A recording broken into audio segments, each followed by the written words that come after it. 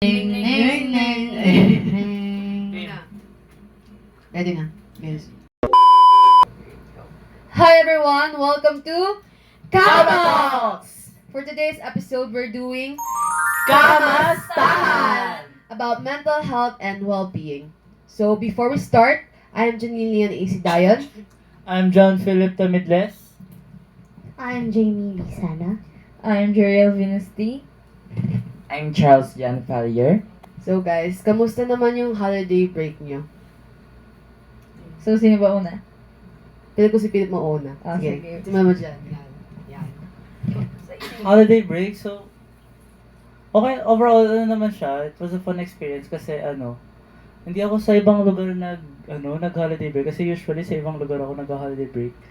And ayun, nag-spend ako ng time with my family and daming handa. Sana pinadala mo kami. Diba? Oo, kasi hindi, parang minsan lang talaga magkaroon ng ganun kasi minsan lang magkasalo-salo talaga ng buong pamilya talaga na Special na talaga yun. oo, lalo na holiday yun. Di ba, usually iba lumuluwas. Yes. And ayun, so after naman ng holiday break, siguro around 26. And ayun, doon nangyari yung namin, yung tawag dito, yung Christmas party namin, kami magtotropa and ayun, nagkaroon kami ng salo-salo and nagkaroon kami ng siguro, ayun, konting inuman na rin. And konting inuman lang siya and ayun, nagpalaro yung papa ng tropa ko and yun, may mga cash prize din. So, overall, hindi. Kasi yung pinanalo ko na pera, parang, tawag dito, pinang-ambag din namin sa next na iinumin. Di ba? Parang, ayun lang, parang nanalo lang kami para may mainom pa kami next session, di ba? So, ayun, overall, mas masaya naman siya. Next. Sa akin naman, okay lang, sakto lang. Pero sa kanya, di ba, buo sila, sabay kami, hindi. Pero pumunta naman kami kay Papa bago nung Pasko, pumunta kami tsaka nung New Year. Kaya medyo okay din. Kasi madami rin kaming handa, pasabog din. At sabay nung New Year. Carbonara, pili. Atake. Tapos yung Graham, pangit. Bakit? Hindi nilagay sa evap yung Graham. Di ba nilalagay yung brown na Graham sa may evap muna? Ang tigas na pagkain. Ayun, so, ako naman, masaya. Na-enjoy ko naman yung New Year. Yes, I'm happy. Yes, we're glad you're happy. Si Jeriel naman. So, ang daming ganap. So, hindi ko alam kung paano siya sisimulan. So, yung Christmas, syempre yung mga important, na lang. So, yung Christmas kasi, medyo hindi ko na-enjoy. Kasi, like, nung Christmas na yun, tinonsil ako. So, syempre, ang daming handa, ang daming mga, diba? Yeah. So, edi yung above na to.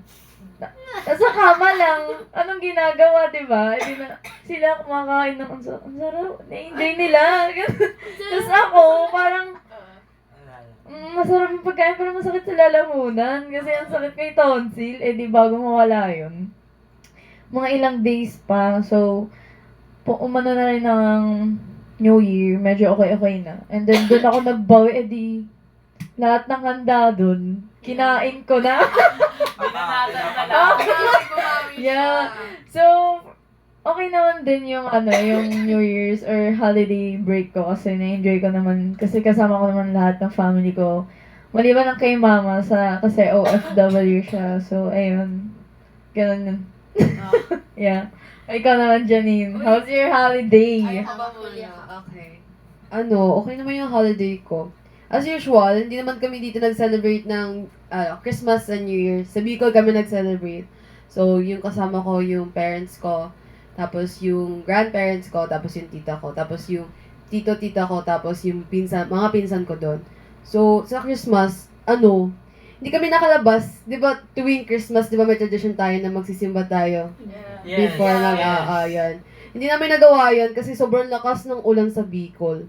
So, after nung Oo, sobrang lakas na. Umulan din ba dito? Bagyo ba yun? Hindi, wala, hindi ko, Random ay, na. bagyo yun? May bagyo. Ah, so Anong bagyo bagyo yun? yun. Hindi ko rin alam kung anong bagyo yun eh. Pero may bagyo na. So bagyo daw yun. So, hindi ko rin naman alam na bagyo yun. Bigla lang, sobrang lakas talaga ng ulan, as in, hindi kami makalabas ng bahay. So, majority ng Christmas sa loob lang kami ng bahay. And same as sa ano. Hindi ko na-enjoy. Yun na feel yung Bicol, no? Hindi ko na-feel yung Christmas. And, ayun, tapos same as New Year. Pero nung New Year, nakapagsimba kami. Pero, syempre maulan pa rin nun. Pero, nakakalabas na kami nun. Tapos, ayun. Same naman New Year, tayo mo hanggang mag-12, tapos kakain na kayo, matutulog. Tapos, ayun. Tapos, siguro, tapos, ayun, umuwi na kami. Siguro, one day before magsimula ulit yung klase. Pero of course, syempre, maiba pa rin this year sa Christmas kasi wala yung lola ko. So, naging, hindi siya ganun ka-warm yung feeling. Sobrang lamig ng Christmas ko this last year, 2024. So, ayun. Ayun ang Christmas ko. How about you, Jai? Wala ko na yung Pasko. Ay, lang. Nung every Christmas naman, hindi kami naghahanda, so hindi kami nagka-celebrate. Pero may Pasko kami. Parang like iba yung Pasko niya sa Pasko namin. Hindi, same lang, pero hindi Hindi kami, lang ata sila hindi kami nag-celebrate. Parang, Normal mas days. hinahanda namin yung New Year kaysa Christmas. Lalo na may last Christmas kasi may bagyo nga, so ulan ng ulan. Parang wala rin nangyari. Tapos, parang dati kasi, syempre nung bata pa ako nun, namamasko pa kami. Yeah. Pero ngayon hindi na kasi. Nakakaangkapal naman ang mukha mo. Oo nga naman. Tapos this New Year, parang ganun lang, parang same lang yung nangyari every year na lagi kami magkakasama. Pero this New Year, hindi namin kasama yung ibang relatives namin na nasa ibang lugar kasi malayo sila. And this New Year din kasi sa last Christmas, hindi rin kami complete kasi before mag-December, Sorry. before mag-December, nawala nga yung lola ko. So, parang yung lola ko, hindi siya ganun kasaya kasi every time na New Year, lagi siya may katawagan. Hello? Di kita marinig? Asan ka na? Tapos babatiin niya. Tapos ngayon, parang hindi masyado kasi wala, ang pangat ng Christmas ngayon. Pero yung New Year, masaya. Pero hindi ako nag-inom. Ano ang dami ng New Sorry Year? ah. Ano ang dami ng New Sorry Year? ah. May coffee jelly kami. Hala! Hindi Kami man lang, din. May kayo bugasala. din. Pero may tonsil ka na, di ba? Meron din. Puro matamis. Ah. Puro matamis. Same kami. Simula ng Christmas break hanggang Yeah. bumalik ng school, inubo pa rin ako. Ayan. Bilangin nyo na lang kung ilan yung Bumalik niya. yung hika ka ba? Kamusta naman yung first week of back to school na burnout ba kayo? Kasi di ba ang daming agad, may ginagawa agad tayo. Which is normal naman since graduating students tayo. And marami din tayong naiiwan na works no 2024. So how about that? Kamusta ba? Na burnout ba kayo? Na overwhelmed ba kayo? How about you? Naka-experience ka ba ng burnout or overwhelmness? Sobra. Kasi tawag dito, bukod sa, hindi, before pa kasi tayo magbalik ng first week ng back to school. Since last year naman, nagpe-prepare pa rin tayo ng cheer dance. Mag-one month na nga ngayon eh. So, Yes. parang yun, sobrang pagod kasi almost every day, lagi ka nasa practice. Tapos dadagdagan pa ng mga taong basta, Nakakadala sila ng negative, ganun. nagpapadagdag ng stress. Tapos bukod doon, pagpasok mo, bago pala tayo pumasok ng New Year. Bigyan tayo agad ng Gawain, yes. Syempre, kailangan mo agad yun ipasa. Kasi for sure, pagpasok mo, biladagdag ulit. Yes, oo nga. Kaso, ginawa ko yon, tapos ko na siya. Tapos pagpasok, hindi ko naman in-expect na papatong-patong pala sila. Nagbigay si ganito, si ganyan. Tapos si ganito ulit. Tapos pagkatapos niya, nagbigay ulit siya. Yun lang. Doon ko lang na-gets nung sinasabi na huwag tayo mag-procrastinate kasi talaga Totoo. siya. Diba? Lalo na yung Masama research.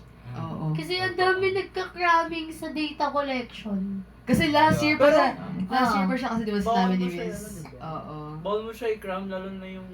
You cannot Pag-analyze cram the ng research, ano. you cannot cram the RRL. Guys. Mas lalo na yung data collection. Makinig kayo. Kaya, makinig kayo. Sa mga future researchers dyan, grade 11 pa lang, grade 12, please do not cram your research. Matuto na kayo sa amin, te. Kami na Please yung lang. real life, Kung example. kaya niyo maghanap ng Experience participant na. ngayon pa lang, maghanap na kayo. Yes. Kasi Paspasan talaga siya. Hindi madali maghanap ng participants, lalo na kung may ideal, kung may standards kayo pag sa paghanap ng participants. Mahirap mag-manage kung gusto mo i-enjoy yung buhay mo. Oo. Moving on, sa kamusta ang buhay? How's life? How's life been treating you ba lately? Is there any pressure sa school or sa bahay? Di kasi, mostly dito na pag-usapan na natin sa school. Gusto ko marinig sa bahay. Sino nga? Pili ko kay Charles tayo magsisimula this time. Ikaw. Ngayon, siguro mahirap. Hindi ko alam dahil Guys, trigger warning. pinaparusa pa ako nila. Oo, wait lang. Hindi. Ayun. Dahil lang siguro. Guys, trigger warning. Personal experience to, Yeah, guys. personal experience. Gusto natin marinig yung personal experience ni Charles. So, So, cool. ayun. Siguro, mahirap. Kasi, di ba, si Sino? mama no, ka. jumping. Mama ko. Okay. Mama ko, be! Mamaya! Mama ko! Akala ko Ano? yun na drop niya. Si mama ko. So, yung mama ko nasa abroad kasi kailangan niya magtrabaho. mo? Ay, di ba? Hindi ko na alam. Sa abroad. Kasi nandun na siya. Ay, di kami nandun natira ni ate. Pero may kasama pa naman kami, yung pinsan namin. So, ayun. Ang hirap kasi ang tahimik ng bahay, hindi ka sana. Nakakapigil ba? Oo, hindi ka na nakapagalitan. Nakapanibago kasi yung Oo, tahimik kasi- na bahay. Mm-mm. Wala ba tayo So, ka, babe? Hello, Charles! Hindi ka. Sige. Ayun. Go. So, ayun, pag uwi ng bahay, Diyos ko, ang tahimik. Pag akyat mo, si ate, ang babae, tulog. Diyos ko, alas 9 na at Prinsesa. gumising ka dyan. Oo, talaga. Oo, ti. Diyos ko, ang haba ng tulog mo bakal. Yun na, so, ayun, pagkagising, pagka-uwi doon, baba, linis-linis na bahay. Sabay yun lang, lang. Kasi di ba nung time na yun, nung wala si mama, cheer dance din Cheer nun, dance, oo oo. nga. So, pag talaga, saan ng mga tao talaga, parang gugulantang ka talaga. Di mo alam kung pinaparusahan ka ba ng mga oat. Parusa talaga yan. Sobra. Sa mga galing. Ay! Totoo yun. Totoo yun. Disclaimer na ako pala yun. Yan, so, ayun, mahirap naman, pero kakayanin. Yes. Tama. Lagi Graduating naman. to. Yes. Di ba ni Ano Mama? ba bumabangon? Siya rin. Para kanina ka na bumabangon. Kay kay Hisa. So, yun nga. After yun nga, pressure. It's normal Yeah. naman. Kasi, di ba, All of us. all of us, even, parents, yung mga ibang tao, even us, sarili natin, meron tayong expectations na, Yeah. syempre, ina-expect natin na makakamit natin. And it's normal makaramdam ng pressure, pero of course, kailangan mong pahalagahan mo na yung sarili mo, unahin mo yung sarili mo. Huwag mong i-pressure yung sarili mo, di ba? So, ayun nga. So, next, sa tingin nyo, what's one thing you've heard about mental health that you think isn't true? Sige, si Jai. Siyempre, hilig ako magbasa ng libro. Oo. Oh, yeah. Even Ano kasi hata sa naman. Ano? Ah. Yung libro na pinaka-favorite ko, yung Taming the Waves. Ala, I love that Sino book. may author nun? Si Inkstead, Ah, guys. Very good Iniyakan niya book. yung story na yun. Iniyakan niya. Di ba, nagsulat kayo ng book report about, ako na, ni Jai eh. Dapat pala yung notebook. Tama ka na, si Jai na. Sige. Sige. Tama ka na. Sige, si Jai. Parang totoonin natin yung next episode na about kay Joriel talaga. Binigyan ko next episode pa. Yung next Hintayin kamastahan kay Joriel na nakafocus guys. Yes! What's one thing you've heard about mental health that you think isn't true? Ito, totoo, parang lahat mag-a-agree. Di naman lahat. Mostly. Mostly. Lalo ng mga teenagers. Parang, sa book kasi na yan, sinabi doon ng isang character na, which is pa rin parang, nag-serve pa kay God. Tapos sinabi niya dun na, kaya may isang, parang may mental illness yung bata dun. Kasi wala siyang connection kay God. Parang ganun yung sinabi niya. Kaya for me, parang hindi yung totoo. Kasi may mga tao na kahit gaano sila ka-close kay God, hindi pa rin talaga nila kaya i-take lahat ng sabay-sabay. Of course. Siyempre, tao ka lang eh. Di ba? Kaya parang, Tao lang, hayop lang. parang, kaya ako naisip na hindi yun totoo. Kasi, if tatanungin niyo ko, parang, since, parang nagsimula yung pandemic, doon ako lalong naging close kay God. Everyday ako nagpa-pray. Tapos, if kaya ko, nire-remind ko yung ibang tao na mag-pray. Pero that time, parang, sobra yung pressure na nangyari sa akin. Tapos, to the point na dito, hindi ko na kaya i-take lahat. Tapos, hindi ko alam kung kanino ako magsisik ng help. Kasi, kahit close nga ako kay God, hindi ko pa rin siya kaya i-take. Kasi, parang, paano ko gagawin yung mga bagay na gusto kong i-improve sa sarili ko if yung surroundings ko, hindi nila kayang supportahan yun. So, parang, that time, napaisip ako na dito, closeness lang ba yung, closest lang ba kay God yung laging sagot para matanggal yung mental illness or something kaya ka nahihirapan. Pero parang ang pangat lang ng stigma ngayon. Lalo sa Philippines. Madalas. Oo. Kaya ang anti ng mga psychology or psychiatrists na nandito. Kasi, lalo na yung, hindi ko naman nila lahat na yung mga, dito, mga God server, mga lalo na yung mga nagsisimba. Yes. Mostly sila pa yung nagda-down sa iyo. Tapos, mostly sila pa yung hindi naniniwala na hindi mo malalagpasan yung mga bagay na nangyari sa life mo. Yun yung talagang totoo. Ang pangat lang kasi na, every Sunday nandun ka para mag-serve. Tapos paglabas mo ng simbahan, iba yung ugali na pinapakita mo. Let's move on to our last question. Natutuwa kasi na last na kasi. So, for our last question, what does it mean to heal and how do you know you're getting better? Philip? Di ba most common na cause of death na may mga malalang mental health is suicide talaga. Oo, sadly. Lalo na sa guys na nakikita as strong dapat yung mental health mo and physically. Huwag kayong mag-stick sa tradition na yun kasi Oo. pare-pareho namang tayong tao dito na may Weaknesses and weaknesses and pare-pareho lang naman siguro tayo ng may experience and nararanasan sa buhay. Lahat naman tayo may kanya-kanyang paghihirap. Mag-reach out kayo sa mga taong malapit sa inyo kasi for sure kahit andyan lang yan, kahit magsalita ka lang sa harap niyan, maintindihan ka pa rin yan as a person and siguro willing naman silang makinig as long as you ask for permission talaga. Ayun lang, mag-reach out lang kayo sa mga taong close nyo. So, I'm glad may natutunan kayo sa podcast natin. So, yun. Sadly, this is the end of our podcast. Grabe. Grabe, ang haba nun. Sir, sana nag-enjoy ka. We've been yapping for like 2 hours. It was a good yap, honestly. Kasi parang din yun eh. This is a form of healing for me. Yes. Oo, nalabas din natin lahat. Totoo. Thank you for joining us in this important conversation. We hope it inspired you to prioritize your well-being.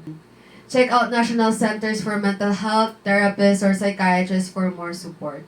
So yun, always take care of yourselves and remember you're not alone. See you next time on Kama Talks! Sama. See you next time on Kama Talks! Bye, sir. Thank you. Thank you for Thank you for listening. listening.